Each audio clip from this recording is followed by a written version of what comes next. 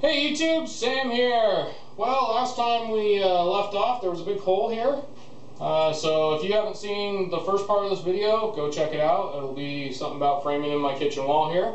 Otherwise, if you watched the last one, thanks for coming back. Stick around and I'll show you how I finish this. Two 2x4s at 88 and 5/8 because that's what my studs are. And I'm just going to stick those in. I'm going to probably eyeball it. I might take level or something, figure out something to kind of give me the space between here and here. Now I need to be able to pull this window out, so I might actually give it a little bit more, leave a little bit of a reveal or whatever here. I haven't quite figured out how I'm going to finish this so it looks nicer. I have decided I'm going to change directions, but I thought I'd throw this in. So I want to show mistakes and the reasons why I'm changing my mind right here instead of going further for now and dealing with it later. Because now I know I need to be able to get this window in and out, because honestly we're going to put, at the very least, we're going to put new ones of these so they look nicer in here and cleaner and clearer. But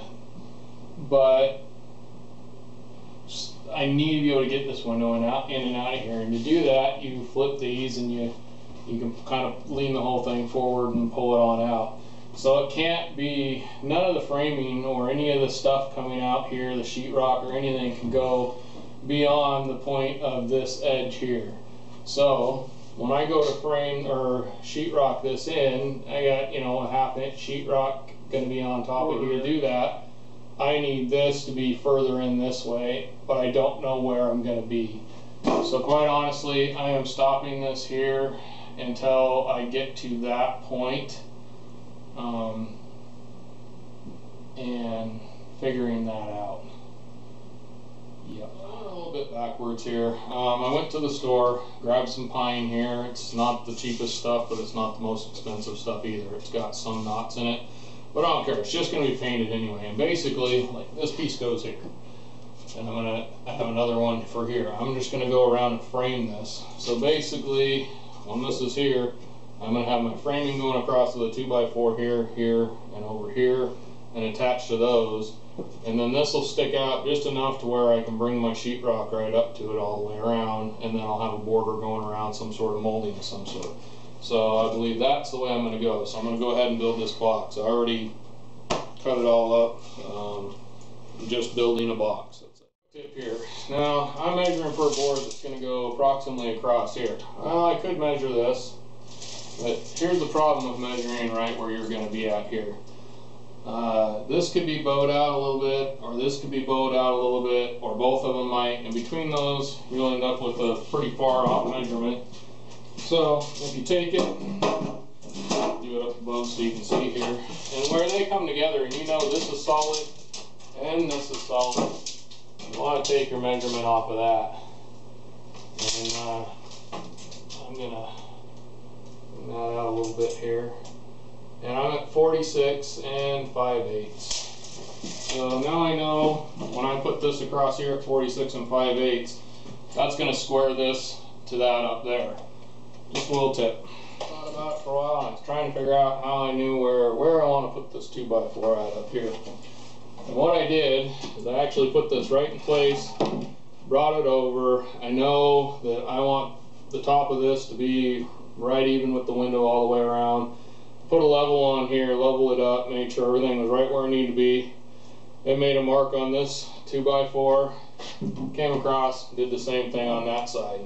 Made a mark on that 2x4. So, in theory, I should be able to bring this up and put the top of this right on the top of these marks, and it should line up. If this isn't too bowed and that's not too off and everything else. But in theory, and to be honest, this measurement worked out well. I needed to come up a little bit on this side, but basically all I did is lock this in over here, put my level on here, and kind of went, I knew basically where I needed to be in the window there, and just lifted this up until I got it where I wanted it, screwed it in.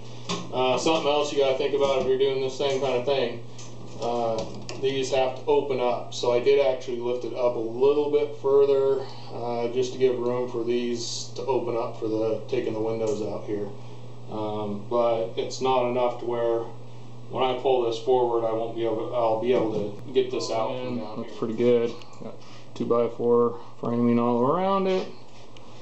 And I'm not going to bother putting one across the top. It's not holding up any weight or anything, and it's not a real long distance or anything where I'm worried about that sagging. Now below it though, I am going to go ahead and just like these are 16" on center, I'm going to frame it up to there 16" on center. So that way when I go to put stuff in here, I will have the 2x4s where they should be. There it is in all its glory. Like I said, I am definitely no professional carpenter.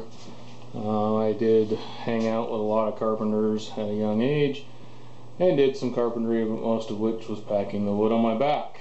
So, you know, I know a little bit and enough to get it done. And like I said, I don't know if that's how professionals would do it, but I think this will work really good for my purposes, and if you have the same kind of issue, I think it will work fine for that type of window and make it look a little bit nicer than just leaving it wide open where you can see everything. So anyhow, that's it for how I frame a stud. Well, we're all finished up here. Hopefully you got something out of it. Like I said, I am not a professional by any means, but I know this will work to get the job done I need. It'll be plenty sturdy enough, and I think it looks alright. Now I do plan on having another video with some tips and tricks, because these videos went on longer than I wanted them to, as they usually do. And I've been told I ramble on a little bit too much, and when I do, you can't hear me. So go check out some other videos, because I'm going to go ahead and do like a tips and tricks on this kind of stuff. I threw a few into the video, but there's a few more. So if you're interested in saving a few bucks here and there, and you know, more simple ways of doing things, go check out those tips and tricks videos. Alright, this is Sam, Jack of all, master of none. You all have a good one.